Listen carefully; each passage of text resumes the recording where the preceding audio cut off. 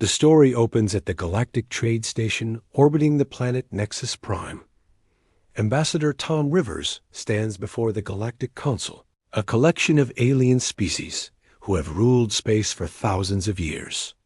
The blue-skinned Altans, the insectoid Krix, and the towering stone-like Vorth all look down at humanity's representative with barely hidden contempt.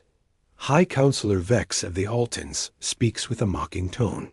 Humanity has been petitioning for full membership in the Galactic Union for 50 years, but they are seen as primitive newcomers.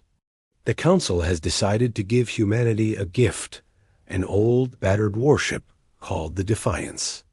The ship is over 300 years old, its weapon systems are broken, and its hull is cracked in dozens of places. This vessel served the Altan. Fleet with honor, Vex announces, though his purple eyes gleam with amusement. Perhaps your species can learn something from studying it. The other council members chuckle. The Krix delegate clicks his mandibles in what passes for laughter among his kind. Do not expect it to fly, he buzzes. The reactor core has been dead for 50 years. Tom accepts the gift with dignity, though he can feel the humiliation burning in his chest. The human delegation is escorted to a massive hangar bay where the Defiance sits like a metal corpse. The ship is enormous, over 2 kilometers long, but it looks like a relic from a museum. Rust covers its hull, and several sections appear to have been blown open by weapons fire from some ancient battle. Captain Lisa Park, Tom's military advisor, walks around the ship with her scanner. It's worse than it looks, she whispers. The main engines are completely destroyed. The weapon systems have been stripped out. Even the life support is offline. But Tom notices something the aliens missed. Human engineers Jake Miller and Dr. Amy Stone are already examining the ship's systems with curious eyes rather than disappointed ones. They see opportunity where others see failure. Sir, Jake says quietly, the hull design is actually brilliant. Look at these stress patterns. This ship was built to take incredible punishment. Dr. Stone nods, running her hands along a damaged wall panel. The metal composition is fascinating. It's some kind of adaptive alloy I've never seen before. And these power conduits ... They're designed for energy loads far beyond what we thought possible. Tom realizes that the aliens have given humanity something valuable without meaning to. They see a broken ship, but humans see raw materials, advanced technology, and most importantly, a challenge ... as the human team prepares to transport the Defiance back to Earth's orbital shipyards. The aliens watch with smug satisfaction.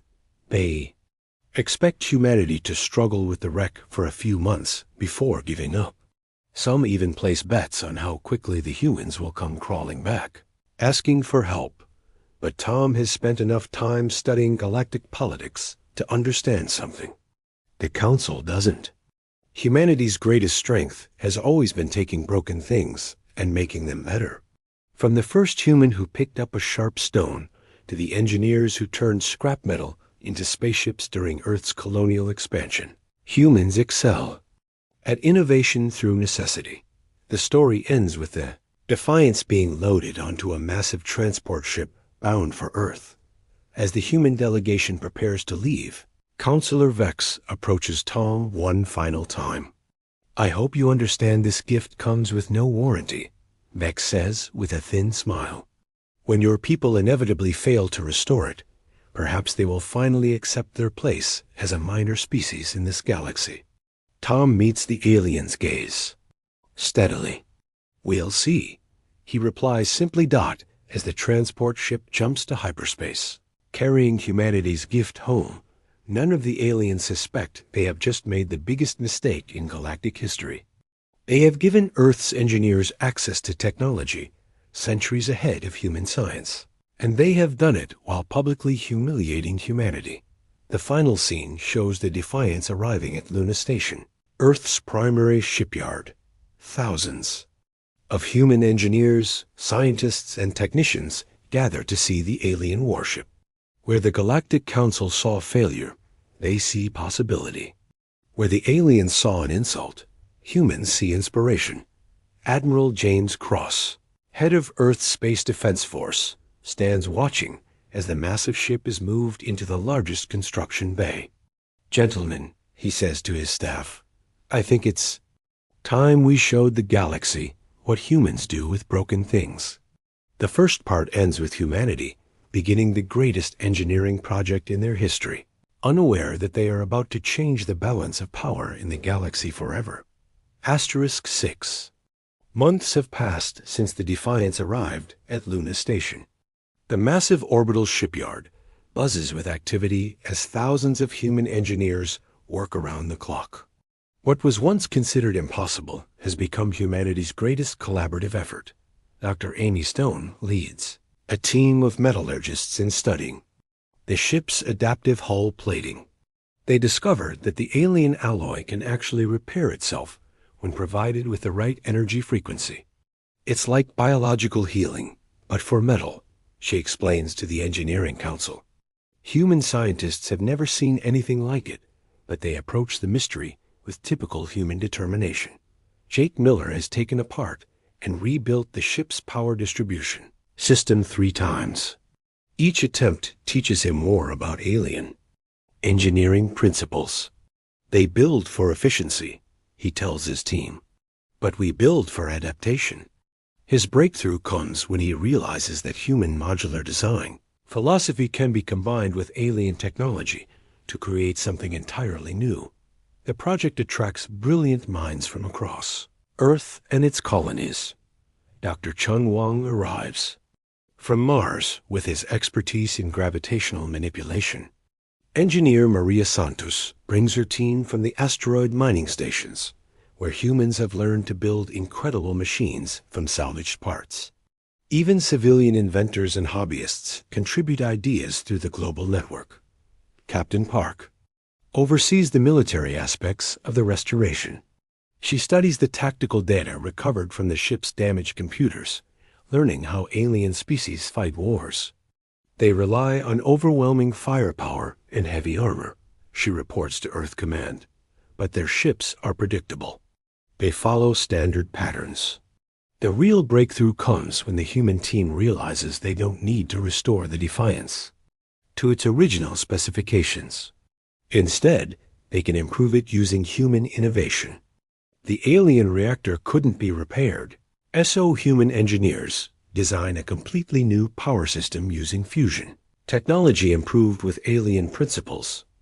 Where the original ship had fixed weapon mounts, humans install adaptive hardpoints that can quickly change weapon configurations. They add systems the aliens never imagined: advanced electronic warfare suites, stealth technology adapted from human submarine designs, and modular construction that allows rapid field repairs. But the most revolutionary change is philosophical. Alien ships are designed for specific roles: destroyer, cruiser, or battleship. The rebuilt Defiance is designed to be whatever the situation requires. It can reconfigure itself for exploration, combat, or even humanitarian missions. Meanwhile, the Galactic Council continues to monitor humanity with mild amusement. Their spy satellites detect increased activity at Luna Station, but their analysis suggests the humans are struggling with basic repairs. Counselor Vex receives regular reports showing what appears to be slow progress and multiple failures. As expected, he tells the Council, the primitive humans are discovering that advanced technology requires advanced understanding. Perhaps in another century, they will be ready for true membership. The Crix delegate agrees. Our assessment shows they have barely managed to power up basic systems. Their attempts at weapon restoration have failed completely. What the aliens don't understand is that humans excel at misdirection. The obvious repairs and weapon systems are indeed progressing slowly, but that's because humanity's best minds are working on hidden improvements. The real advances happen in shielded compartments that alien sensors cannot penetrate. Captain Park implements a brilliant deception strategy.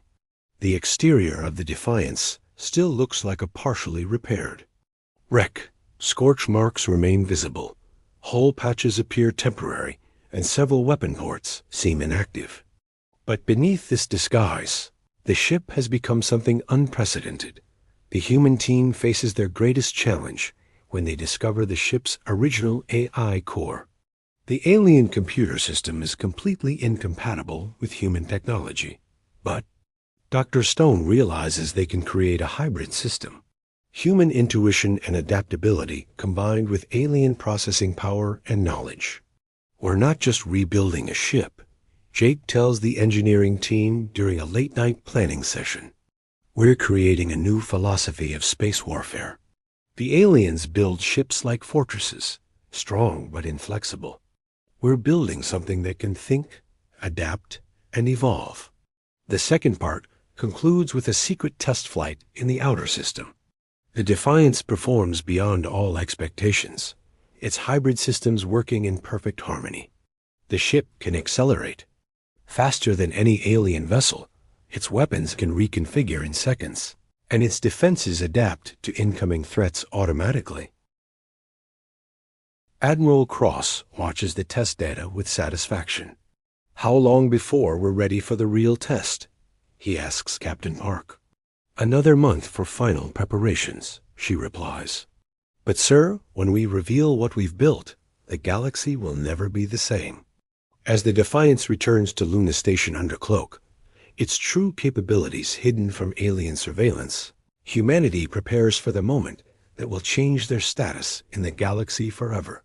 1 year after receiving their gift, humanity requests an audience with the Galactic Council. The announcement surprises many species, as most expect the humans to admit failure and ask for assistance with their restoration project.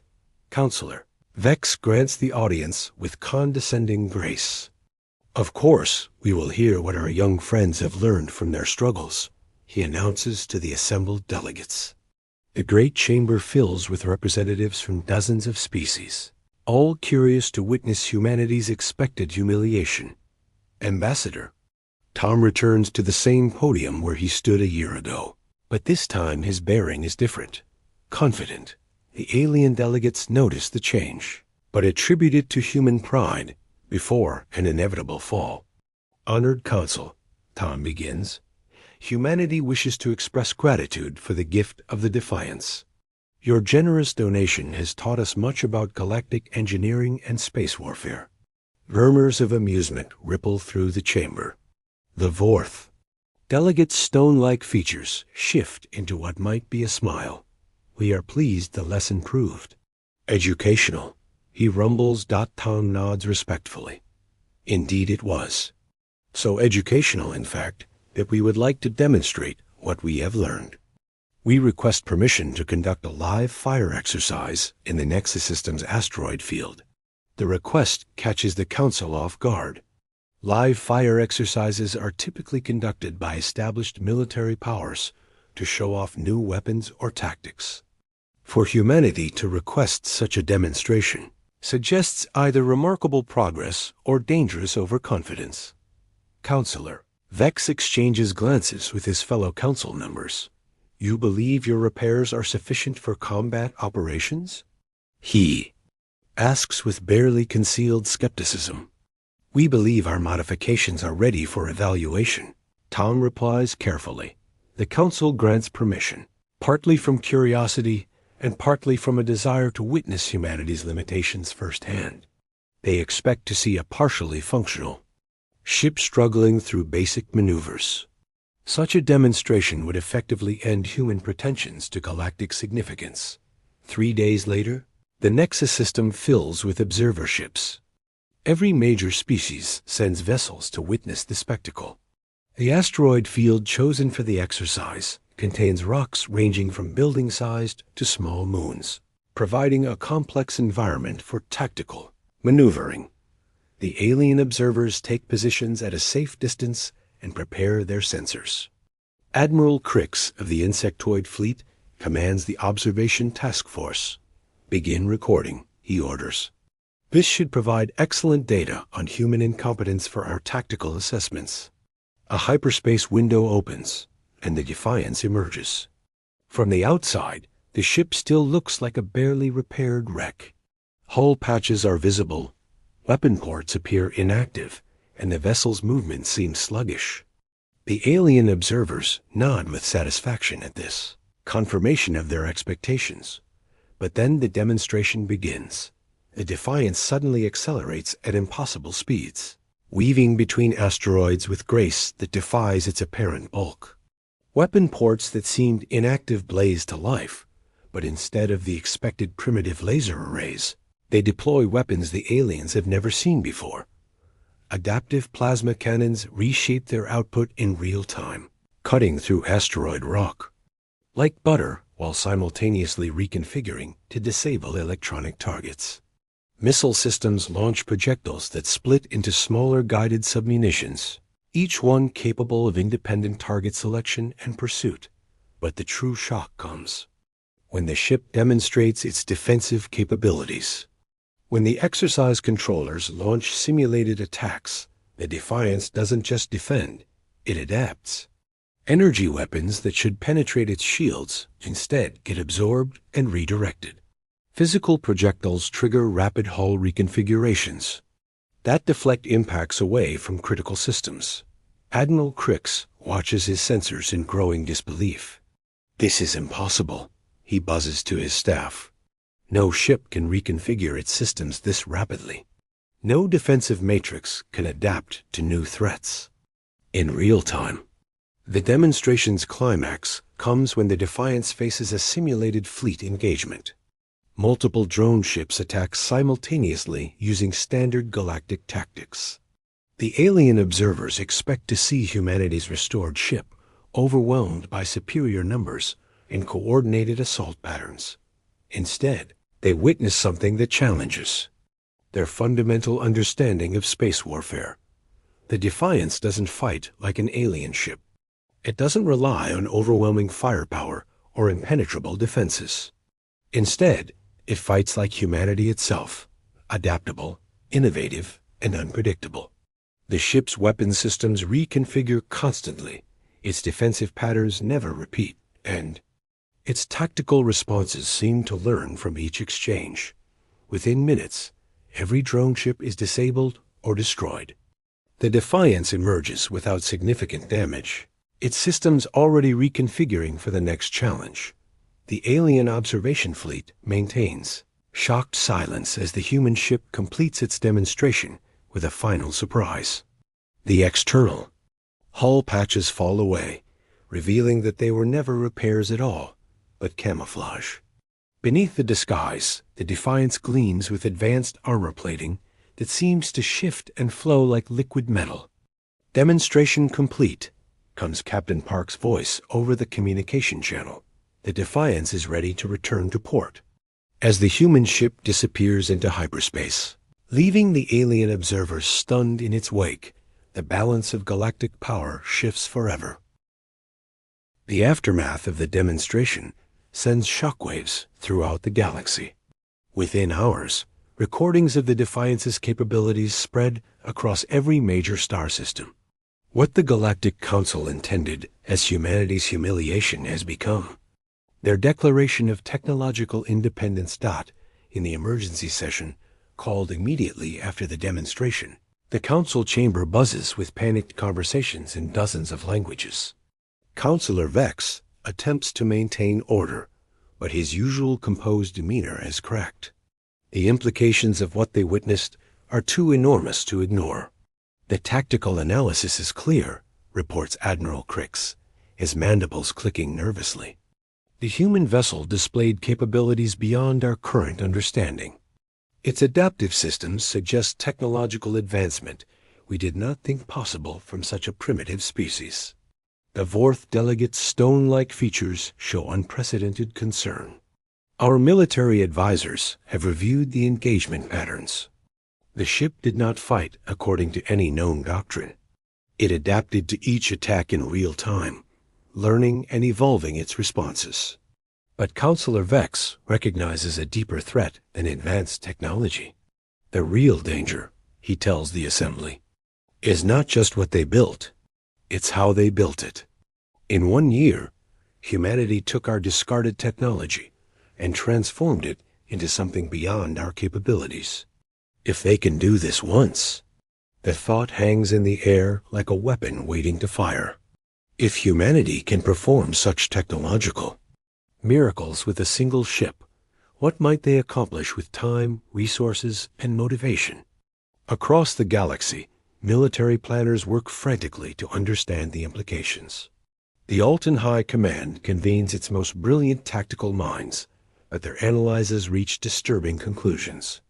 Traditional fleet warfare assumes predictable responses and established patterns.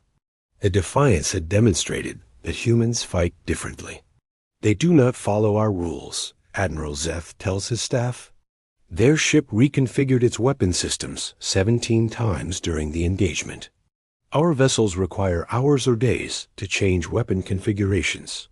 They did it in seconds. The economic implications prove equally troubling. If humanity can reverse engineer and improve upon galactic technologies so rapidly, the established trade relationships that maintain galactic civilization could collapse. Species that have dominated commerce for millennia suddenly face the prospect of human competition. Backed by superior innovation, emergency meetings convene in corporate boardrooms across civilized space. The Crix Trade Federation, which has controlled spacecraft component manufacturing for 3 centuries, faces a crisis of confidence. Their stock values plummet as investors realize that human engineering might render entire industries obsolete. The most disturbing development comes from intelligence services. Spy networks that have monitored humanity for decades report a pattern they failed to recognize. The human restoration of the Defiance was not an isolated project. Intelligence suggests similar engineering efforts are underway at multiple human facilities. They are not building one ship, reports the Altan Intelligence Directorate. Preliminary analysis suggests they are developing an entire fleet using the principles they learned from our gift. The realization that humanity might be mass-producing vessels with the Defiance's capabilities triggers the greatest military mobilization in galactic history. Ancient treaties are activated, defense pacts are reinforced, and previously neutral. Species begin choosing sides, yet some voices in the council urge caution. Elder Toph of the peaceful Zealand species addresses the assembly with measured words. We are considering military action against a species that has committed no aggression. Their demonstration occurred in response to our invitation and within the parameters we established. Their very existence has become aggression, Max responds.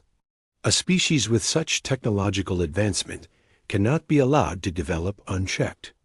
The balance of galactic power depends upon established order. The debate reveals the true nature of galactic civilization. For thousands of years, the major species have maintained peace through mutual limitations. Technology advances slowly. Populations remain stable, and change occurs across centuries rather than decades.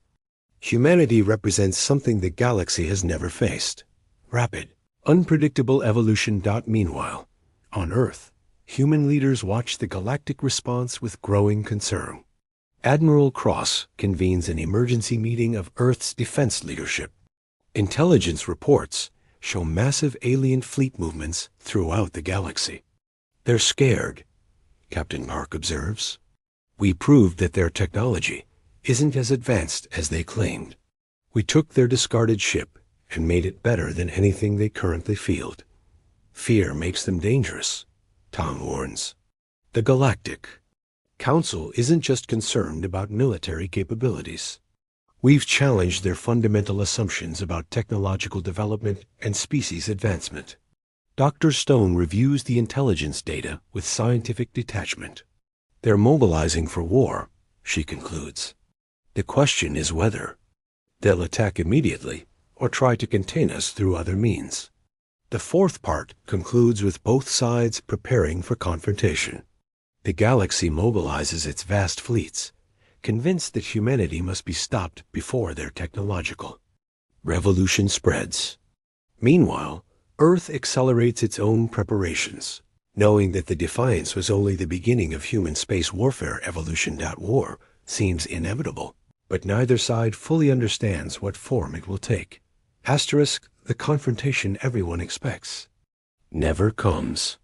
Instead of war, the galaxy witnesses something unprecedented: humanity's refusal to play by established rules. When the combined galactic fleet arrives at the edge of the Sol system, expecting to find Earth preparing desperate defenses, they discover something impossible. The system appears empty. No massive defense stations, no fleet formations, no obvious preparations for siege warfare. Admiral Crix commands the Galactic Task Force from his flagship, the Eternal Dominion. His sensors detect normal civilian traffic, orbital installations, and the usual signs of a thriving star system. But where are the military preparations? Where is the human fleet? Begin standard siege protocols, Crix orders. Establish blockade positions around all major planets and demand surrender terms. The human response comes not from military commanders, but from Ambassador Tom, broadcasting from Earth's diplomatic facility. Greetings, Admiral Crix. We've been expecting you. Before you begin your siege, perhaps you would like to see what we've learned from your gift. Across the galactic fleet, sensor operators report impossible readings. Ships are appearing everywhere, not from hyperspace, but from what seems like empty vacuum. The Defiance materializes first, followed by dozens of similar vessels, each one displaying the same adaptive technology, but with uniquely human improvements. But the true shock comes when the sensors reveal the numbers. Humanity hasn't built a fleet. They've built hundreds of fleets. Ships emerge from concealment throughout the system, their stealth capabilities so advanced that the galactic forces never detected them. Captain Park addresses the alien fleet from the bridge of the Defiance. You taught us that superior technology isn't about building bigger weapons. It's about building smarter ones. Every ship in our fleet can outmaneuver, outfight, and outthink any vessel in your formation. Admiral Crix attempts to maintain his authority. You are outnumbered 50-1. Surrender now, and your species will be granted protectorate status. The human response demonstrates why the galaxy should have studied human history more carefully. Instead of engaging in traditional fleet warfare, humanity reveals the true extent of their innovation. Human ships don't just outfight alien vessels, they convert them. Advanced boarding pods, equipped with human-designed technology, attach to alien ships and begin rapid system integration. Within minutes, alien vessels find their own computers working against them, their weapons systems reprogrammed, their life support controlled by human engineers. This is impossible. Crix buzzes as his own ship systems begin responding to human commands. No species can hack our security protocols so rapidly.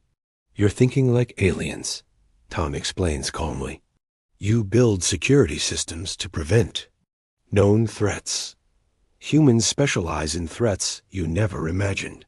The boarding actions prove bloodless but devastating. Human engineers don't destroy alien technology, they improve it. Captured ships emerge from the conversion process more capable than when they arrived.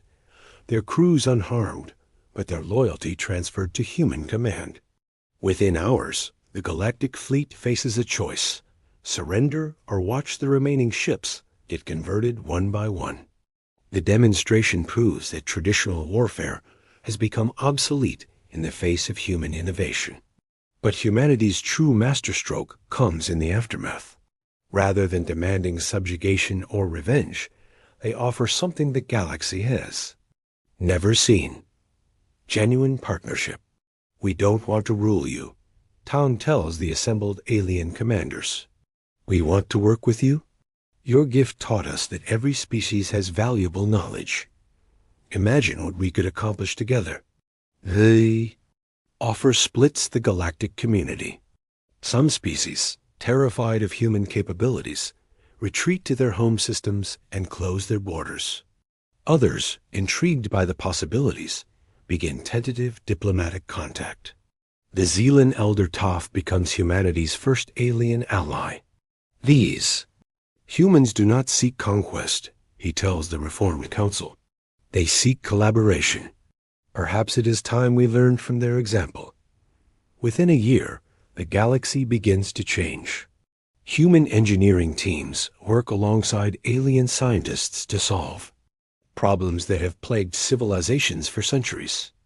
Planets that struggled with resource shortages receive human innovation adapted to their unique needs. Trade relationships evolve from dominance-based hierarchies to genuine partnerships. The Defiance, the ship that began as a cosmic insult, becomes the symbol of a new age. It serves as humanity's flagship, not in conquest, but in exploration. Its adaptive systems prove perfect for the galaxy's greatest challenge, learning to work together.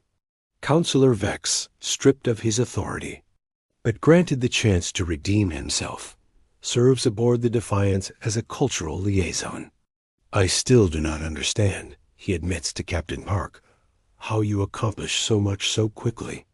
You gave us something more valuable than technology, Park replies. You gave us motivation. Humans have always performed best when people tell us something is impossible. The story concludes with the Defiance leading a mixed fleet of human and alien vessels toward unexplored space, carrying crews from dozens of species, united by human ingenuity and alien wisdom. The galaxy has learned that humanity's greatest weapon was never their technology. It was their refusal to accept limitations. The ship that was meant to mock human capabilities has become the foundation of galactic unity, proving that sometimes the greatest gifts come disguised as insults.